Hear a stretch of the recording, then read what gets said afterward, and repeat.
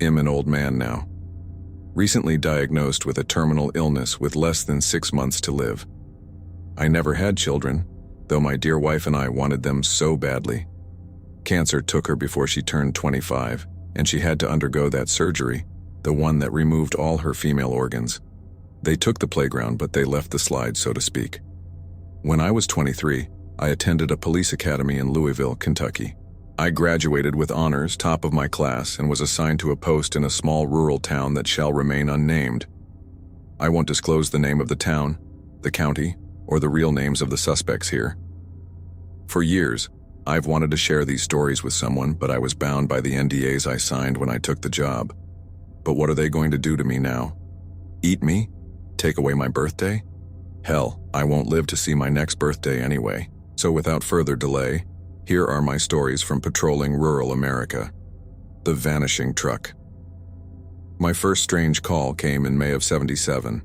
I was parked at a local truck stop, keeping an eye on speeders and reckless drivers. My God, it was hot that day. I was sweating like Satan's bag of nuts. I remember that just before the radio crackled to life, something shifted. I went from simply being hot and sweaty to a deep, primitive panic. When the static burst through, I nearly shit myself, for God's sake. Car 75, come in. Car 75, copy. Car 75, dispatcher, you currently parked at local truck stop? Is that your 20? Yes, dispatch, that's my 20. Over. Good. We just got a call from an anonymous citizen who claims they saw a large black rig speeding down the road toward the old coal mine. Said the truck was all over the road and nearly ran a school bus off. Caller reports the rig has some kind of big bulldog hanging from the windshield as an identifier. Can you head to the mine and report back? Copy that. Dispatch. I rolled my cruiser toward the mine, using only my headlights, speeding up but staying safe. And yes, it can be done. I never pulled anyone over for speeding unless they were really reckless. Anyway, I turned onto rural highway 3356 toward the old Dahmer mine. About a mile down the road, I saw smoke rising from a rig. It had to be hauling coal-thick black plumes over 3 feet high were pouring out of the old max stacks. I closed the distance and hit my sirens, trying to get the driver to slow down and pull over. The road was too narrow for me to get beside him, so I couldn't force him off, and my presence behind him did nothing to slow him down. I looked at the driver's door, trying to get a glimpse inside, but the windows were as black as the paint. At one point, we were hitting 95 miles per hour on a barely 1.5 lane highway, with no room for another car to pass. I radioed dispatch, asking them to block the road at the other end. It took 3 minutes for 2 other cruisers to take the shorter route around town and set up a roadblock. We had no way of knowing if another vehicle had made it onto the road in that time. So there I was, tailing a big rig with a sleeper cab, a police cruiser in hot pursuit, both of us flying down a narrow, winding, mountainous road in the middle of absolute nowhere. The only things on that road were a trailer park we'd already passed and the mine that had shut down the year before, the one we were heading straight for. Lucky for us, very few houses were on that stretch of road back then. During the chase, dispatch informed me I had permission to disable the rig if possible. I pulled my service revolver from my holster and aimed out the window at the outermost left rear tire. All 6 shots hit, and I watched the rubber bulge and distort with each impact, but the driver never slowed down. I checked in with dispatch, and they ordered me to stop the aggression and slow to the legal limit since the guy had nowhere left to go. I hated doing it, but an order is an order. I let off the gas and let the truck pull ahead. And it slowed down too. I shook my head. I remember thinking, oh, this bastard is messing with me now. Side note, back then it wasn't uncommon for cops and the good old boys to go a few rounds during an arrest. With certain suspects, it was almost expected. I'll admit, I planned on knocking this son of a bitch around a little. He could have killed those kids on that bus. He would have killed any car coming the opposite way on that road. As we both slowed down, the black smoke from the stacks took on a different quality. It shimmered like heat waves off the pavement. It was strange as they glowed. I felt pulled toward the shapes in the smoke. I had to fight to stay in control of my car. At one point, about 100 yards from the old mine entrance, the truck went over a small hill, and for less than a second I lost sight of it. When I crested the hill, it was gone. No smoke, no wreckage, No skid marks off the road, no sudden turns. It was just gone. Car 75 to dispatch, over. Car 75, this is dispatch. Dispatch, be advised the suspect in pursuit on 3356 has vanished. Repeat, the big rig is gone. Car 75, units at the roadblock did not see the truck, but they reported hearing it tear through the mine. Over. Dispatch, that's impossible. We haven't made it that far yet. Car 75, verify and report. Over. I sped to the mine entrance. Since the site was closed, they had one of those big iron turnstile gates blocking the way. It had been smashed. The damage was old, rusted over. I knew it wasn't the Mac.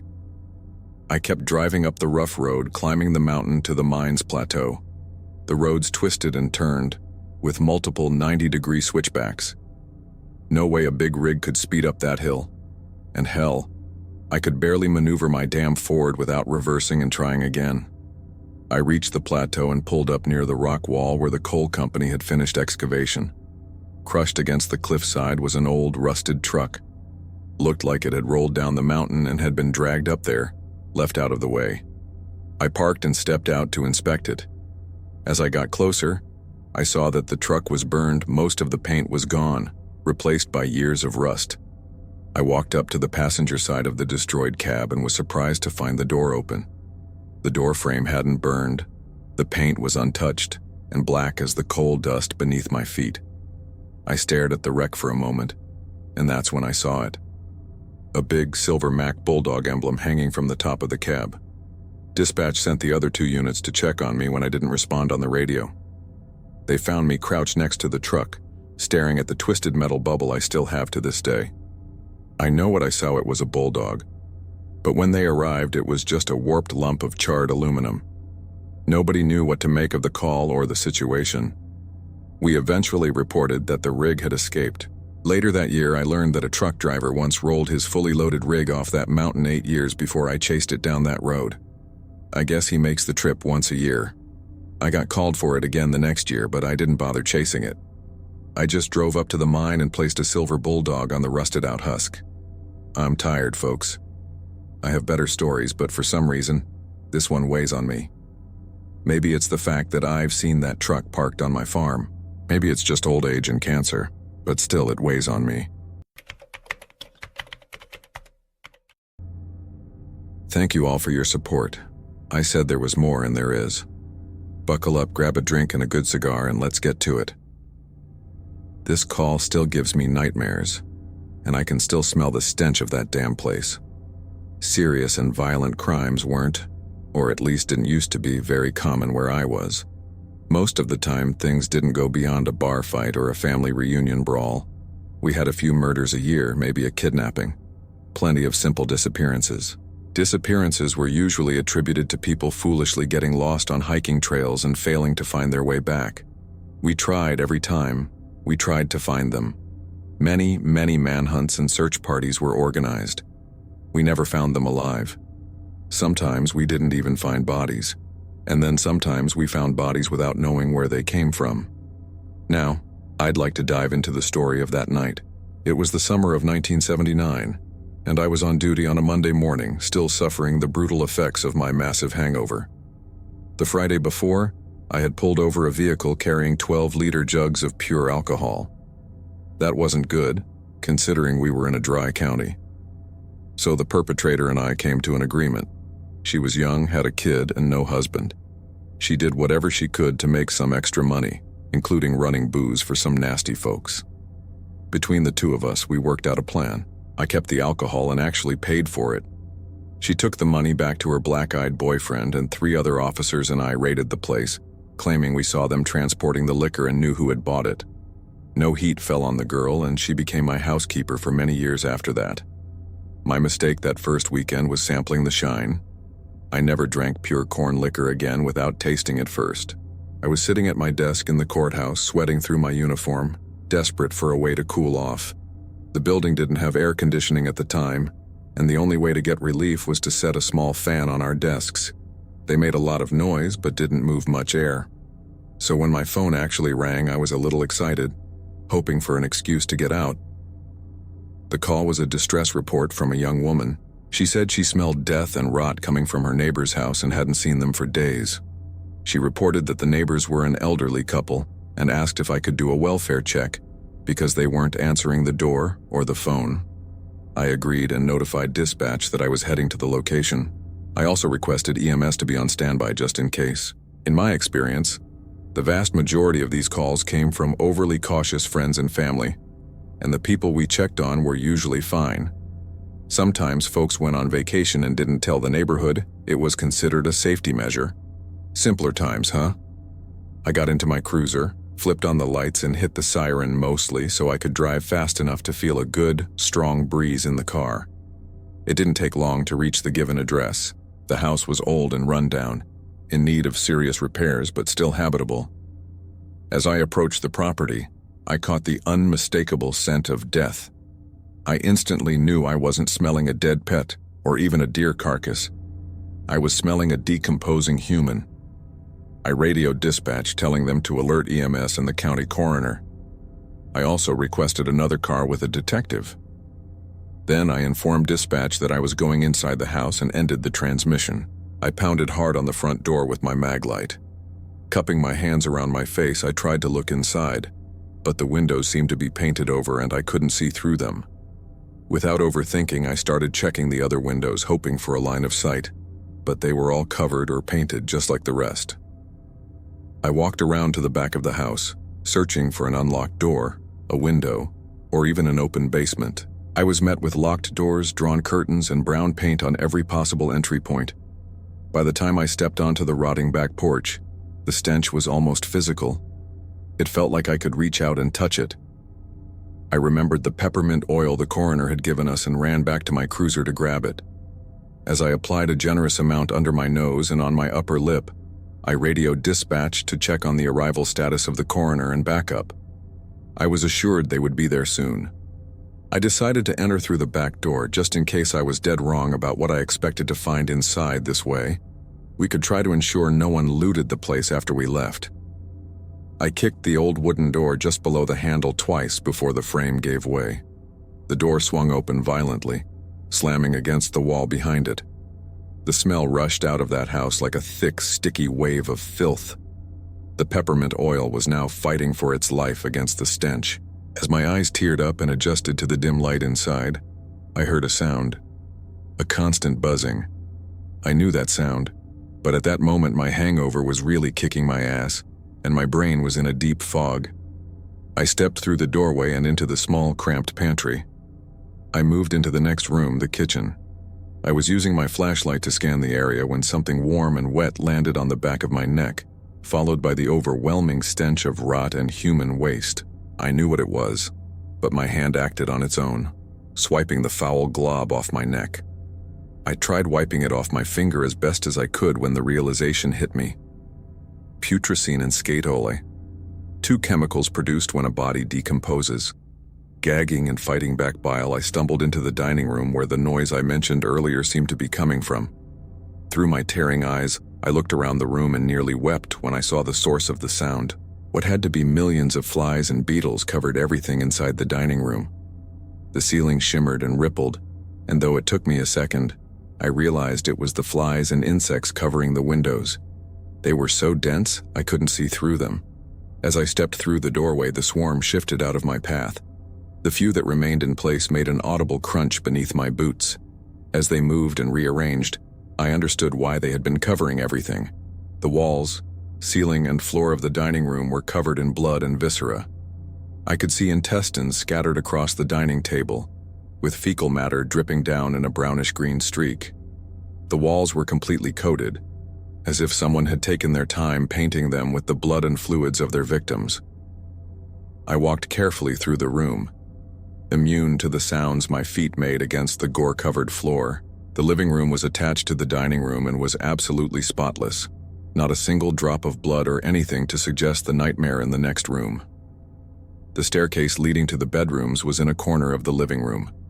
I carefully made my way to the front door, unlocking it for my backup in the coroner. I tried to radio in my report, but my portable unit wasn't getting through, just static. I climbed the steps cautiously. At the top, there was a landing with 3 doors, one directly in front of me, one to the left and another to the right. I entered the door straight ahead first. At some point, it must have been a guest room. Now, however, it was a grotesque storage area for bones, cartilage, and other hardened body parts. I stumbled out of the room and vomited in the hallway. I could no longer fight against the stench, the sight, or the hangover that was catching up with me. After what felt like an eternity of vomiting, I decided to try the door on the left. I slowly pushed it open and peeked inside. This must have been the killer's organ room because I saw several pairs of lungs, all in different sizes. I spotted 4 brains before stepping back and slamming the door shut. That triggered another round of endless retching, my stomach emptying itself at Mach 3. The door on the right. The door that gave this story its name almost 40 years later. I slowly turned the handle, my gun in hand, not for protection but for my own comfort. And as the door swung open, I got a glimpse of hell's true kitchen. Human bodies, stripped of their skin and bones, were nailed to the walls, the floor, and even the ceiling fan. I counted 7 corpses before I left. I was sitting on the front porch, once again surrendering control of my stomach to the relentless nausea, when my backup and the county coroner arrived. I couldn't speak, so I just raised a trembling finger and pointed toward the house. I remember feeling dizzy, and then I heard the detective, a 20-year police veteran, scream like a little girl before passing out. I woke up hours later, lying in bed at the town's medical office. I sat up and made my way to the front, where I found the detective, the coroner, the mayor, and several other local officials. As I entered the lobby, the coroner, who also happened to be the town's doctor, he said it was a small rural town after all, turned to me and asked how I was feeling. "Well, Doc, I really don't know, to be honest," I replied, unwilling to admit my terrible hangover. Son, you'll be right as rain once you get home and have a few drinks. Or stick around and you can sample my collection," he whispered playfully. I let out a nervous chuckle and shook my head, having no intention of staying any longer than necessary. I wandered around, making small talk for a moment, before returning to the coroner and asking what he thought about that house. "Well, son, I'll tell you this. I've never seen anything like it. I counted 11 different bodies. No obvious cause of death for any of them. And that staircase room. If I had to guess, I'd say it was coated with a mixture of purid skin, fat, and bodily fluids. I fought back another wave of bile before searching the crowd for my sergeant and asking to leave early that day. After everything that happened, he agreed in the condition that my report would be on his desk by 9 a.m. the next morning. That night, I had the first dream. I was stumbling through an unfamiliar house. It was dark, damp, and humid, with every surface coated in a thick, visceral fluid. I tripped through a tight hallway and finally found a light switch. I flipped it on and screamed. The entire house was made of flesh. I could see veins and arteries pumping dark brown blood through the walls. Looking up, I saw that the light came from a chandelier made of human skulls. I tried to run out of the house to escape, but there was no door. I ran at the walls, trying to break through. Each time I slammed into them with a nauseating splorch and bounced off. Every time. I sprinted to the other side of the house, searching for a way out. Instead, I found something that could only be described as King Kong's sphincter embedded in the wall. Part of my mind told me I would have to crawl through that giant, pulsating asshole to escape this place. But another part of me knew it was a trap. I frantically looked around for something to stab the walls with and saw a bone protruding from the flesh. With great effort and an unforgettable squelching sound, I yanked it free. I held it like a spear and charged at the wall, stabbing into the meat. I heard and felt a deep rumbling groan as I was thrown backward. The wall lurched forward, spitting the bone back onto the floor. With a thin trickle of brown blood, the wound sealed itself. Desperate to escape, I stabbed the giant sphincter with the same bone. With another deep guttural sound, I was hurled back, not against the wall, but back into the room with the skull chandelier. That's when I woke up, screaming so hard I could taste blood. The next morning, after submitting my report, my sergeant dragged me into his office and said the following. "Look, we've got a problem. If we tell the public what happened there, or hell, even what we found, the townsfolk will panic. We'd have drunk rednecks running around like vigilantes. We have to keep this covered up." The house is being condemned. The coroner is coming up with a good enough story to explain the mess we have to clear out, and the smell. Officially, the homeowners died in their sleep, and the pets passed soon after due to a gas leak. Once the investigation is closed, we're burning it down. Officially, it's going to be ruled an accidental death for the 2 residents. The doctor is going to try using dental records to identify the others, but he's not optimistic. Just remember the cover story. Don't talk to anyone except me, Detective Lawson, or the doctor. And that's what the newspapers reported the next day. Officially, it was an accidental death caused by an unregulated gas leak in the kitchen. Unofficially, we discovered a total of 13 bodies. None of them showed any cause of death. There were no foreign substances in their blood or body parts. Using every tool available, we couldn't identify a single one of them. The homeowners were laid to rest in an empty sealed casket. We even had access to the federal databases on an unrelated matter, and still couldn't find any match for the bodies. That's it. We never found out what happened in that house, and nothing like it ever happened again. I still have that nightmare or some twisted version of it at least twice a month. Since childhood, I had been fascinated by M.C. Escher and his incredible artwork, the way he made 2-dimensional shapes and drawings blend into a 3-dimensional appearance. That always fascinated the hell out of me. I couldn't help but smile whenever I looked at any of his works or anything related to them. So, in 1981, when flyers depicting impossible shapes and figures started spreading through our streets, I noticed. These flyers were printed on colored paper using the dot matrix printers common at the time. There was never a phone number, a name, or any explanation for them. They depicted impossible shapes and figures that seemed to threaten to leap off the page straight into your eyes. At first, they seemed harmless. Some impossible triangles, maybe a few staircases twisting into nothing shit like that. But after a few days, things started getting darker. The new flyers were a mix of Escher and Poe, as in Edgar Allan Poe. Instead of staircases and triangles, they now showed tombstones and open graves. Everything had eyes, and the eyes seemed to move and blink if you tilted the paper just right. People in town started talking, worrying, and talking even more. Sometimes things got a little comical, with theories ranging from an unhinged serial killer to advertisements for a future restaurant. Of course, no one really knew what they were. See, small towns across the country have one thing in common: gossip. Not everyone in town had seen the flyers yet, as some areas were more remote. In fact, it seemed like someone was just dumping a bunch of flyers and letting the wind spread them around. By the 5th day, the flyers had become even more disturbing, almost hostile. Staring at those images for too long seemed to make people temporarily lose their minds. To this day, I can still picture those damn flyers. At first, there wasn't really anything there, just shapes, lines, and dots, like the much later Magic Eye images. If you looked at them the right way, you could see the hidden images. Up until this point, all the flyers distributed at the same time had been printed on the same colored paper and shared the same design. This time, though, things were very different. Blue sheets depicted some kind of animal feasting on a dismembered corpse. Yellow sheets revealed some sort of thing emerging from a man's back. Green sheets, those were the ones that got to me. They showed children eating from a dead body, or a woman. The red sheets showed something that looked like Satan, half man, half goat, with twisted horns, a long pointed tail, and a forked tongue. This batch of flyers triggered a flood of calls to the 911 dispatch center in the basement of the courthouse.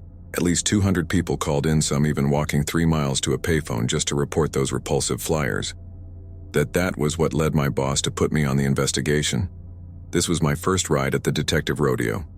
It was a huge honor and a massive fuck yeah for me. Because if I could actually solve this, or at least catch the sick bastard distributing these flyers, it would cement my career. But if I failed, it would kill it. I started my investigation by looking for patterns in where the flyers appeared. I noticed they were always distributed early in the morning, before sunrise, on days with strong morning winds. That told me the perpetrator was smart and had a way to predict strong winds accurately. It also showed me the locations I believed were drop points: one peak above the town, a ridge behind it, and even high hills on people's farms. Anywhere with an elevation higher than the town square. That explained why some people had never seen a flyer. They lived in valleys or on the other side of town. I decided to get in my car and head to the nearest drop point. I didn't use lights or sirens because I didn't think the investigation warranted an emergency response. When I finally reached the top of Reynolds Point, I was met with a horrifying sight. There was what looked like a crude altar built from stones, twigs, and tanned deer and squirrel hides. On the small flat rock in the center of the altar lay the carcass of a mountain cat, a small breed of mountain lion. It had been killed and hastily dissected, as if someone had been frantically searching for something inside the poor animal's body. Its entrails were coiled beside its head. Its stomach had been turned inside out, and now contained the poor creature's penis and testicles. In place of his missing eyes, there were 2 pieces of amber, each containing a small lizard-like creature inside. I called the evidence collection team to clean up the mess while I drove to the next expected drop-off point. I sped toward Madeline's Ridge with my lights on and my foot pressing down hard on the throat of my interceptor. I used to love the sound these things made when that 4-barrel carburetor opened up and the engine could really stretch its legs. I was driving fast, too fast, honestly, as I approached the Ridge access road. I barely made the turn, but stupidity was running strong that day. I flew down that road, sirens blaring now, and just as I was about to slow down to turn off onto the trail, a massive black dog bigger than any dog I'd ever seen came charging out of the forest, straight at my car. I slammed the brakes, trying not to kill someone's pet, but I couldn't slow the big 4-door down in time. I watched as the creature's face twisted into something unimaginable the moment the front bumper hit its body. There was no thud, no dent, no blood. It wasn't really there. I stopped the car in the middle of the road and just sat there, looking around as the lights and sirens continued to wail. I was snapped out of my stupor when the radio crackled. The evidence team had found the altar. They weren't happy, but they had no choice but to collect everything. I finally managed to maneuver the car into a wide clearing so I could park and haul my fat ass up the small hill to the flat ridgeline. As I climbed, I noticed darker patches on the ground and spots of dark red fluid staining the fallen leaves. That uneasy feeling in my gut started growing to an almost unbearable level. I could feel something in my bones. I knew I was about to find something awful up on that hill. I expected another altar, complete with a mutilated animal carcass. I was right, but I was also so wrong. As I neared the top of the hill, I could see the circle of field stones surrounding the makeshift altar. There was a body on it, yes, but not a damn forest animal like I had expected. The body was human. A small child, naked and mutilated. Their intestines had been ripped out and spread across the altar. The poor kid's head was missing. So were their fingers. So were the soles of their feet. The bastard had taken everything we could have used to get an ID. Now I was pissed. I called dispatch so Irene could get the coroner out here and let the evidence team know they had even more work to do. Later that day, I found 3 more altars, each with a different kind of body: deer, sheep, coyote. Then the poor mountain lion. And then the child. Each site was documented, cleaned, cleared, and reconstructed in the jailhouse basement. That's where we did our reconstructions. It took a while to figure out the next part, a long while actually. 3 days later, I finally decided to pin each altar's location onto a county map. That's when it became clear. The damn altars were arranged in a pentagram. That cemented the idea of Satanism in our minds. Hell, if it weren't for the child's body, we probably would have brushed the whole thing off as some sick teenagers playing a prank. We never would have thought it was what it actually turned out to be. Over the next week, we talked to over 100 people, most of whom had no idea what we were even asking about. Some of them? Yeah, we found a few who were into drugs, but no satanic worship. That was, until we found a woman named Gina Paisley, a self-proclaimed white witch turned master of dark magic, spelled with a K. Of course I roll. Tina got nervous when we showed her photos of the animals. I saved the child's body for last, to gauge her level of involvement step by step. When I pulled that picture from the folder and placed it on the table in front of her, she lost it. She shot up from her chair and started ripping handfuls of hair from her own head, screaming, "No! Not like this. You called it wrong. He was wrong. We're all going to die if he isn't stopped." My sergeant and I exchanged worried glances as an officer restrained her and cuffed her to the table. When she finally calmed down a bit, we resumed questioning her. The interrogation lasted 11 hours due to her mental breakdowns, but we eventually got the truth. She and her son had tried to summon a demon to do their, quote, dirty work that we can do without going to prison. It took another hour and a half to track down her son. When we kicked down the door of his trailer, he was standing behind little Amy Lawson. Poor Amy was tied to a chair, gagged and blindfolded. That was all she was wearing. I shot him before I even had time to think. I saw the knife in his hand. I saw him move toward the girl. I turned his head into a jack-o'-lantern. After we freed the terrified child and I gave her my coat and button-up shirt to wear until the ambulance arrived, we searched the house. We found dozens of ritual summoning books, all in Latin. We had to send them to the University of Kentucky for translation. We also found 2 more children, tied up in the guest room, drugged and asleep. He had taken them from neighboring towns to avoid suspicion. Then we found his journal. In it, he wrote about how he wanted to summon his Dark Lord and completely devote himself to the beast. Most of the spiral notebook was filled with fantasies. Different variations of the same scenario where the devil would sexually assault him, sometimes violently, most of the time by his own choice. He wrote about how the world wasn't good enough for him and his mother. Then he admitted to having a sexual relationship with her, and that they had conceived a child together. Then, he described how that baby had been sacrificed to Satan on its 666th day of life. That was what started his mission to raise the devil. Gina was charged with aiding and abetting kidnapping, aiding and abetting murder, animal cruelty, desecration of a corpse, tampering with evidence, and even incest. She was sentenced to 98 years and 1 day by the Honorable Judge T. Lawson. We never found the computers that printed the flyers. Hell, neither of the Paisleys even owned a computer or a printer. But we did receive an anonymous letter. The sender claimed responsibility for the flyers, saying they knew those 2 were up to some sick shit. They knew if the images were disturbing enough, we'd investigate. We never saw another would-be Twisted Escher after that. Sorry this one was longer, folks. And I'm sorry it took so long to finish. This case always brings a tear to my eye when I think about it. I grieve not just for that child, but for that child's parents out there somewhere, knowing their daughter is gone but never knowing where, why, or even if she had been alive all this time.